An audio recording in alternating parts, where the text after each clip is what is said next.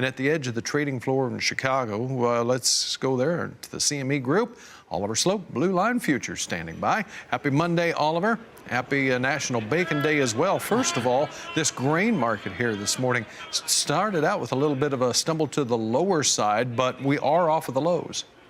Are off of the lows. We saw last Friday, we got a bid into the market. I think there were some headlines coming across the wire late afternoon on positive trade talks, and that put a bid in the ag markets, corn, soybeans, wheat, even carried over into the livestock market. And I think a lot of that was short covering in anticipation of possible new news coming out over the weekend when the markets closed. So we saw the Sunday night open a little bit better, but you always got to take the overnight session with a grain of salt. So we look at volume, and volume's relatively light.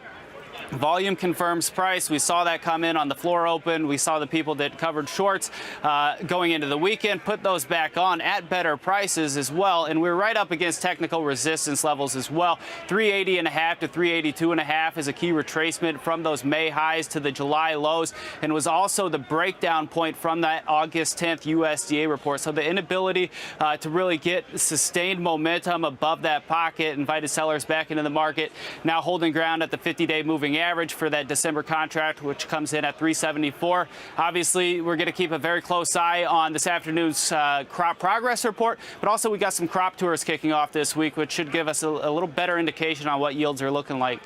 You mentioned both of those pieces of information there, and then you also talked a little bit about the volumes of trade.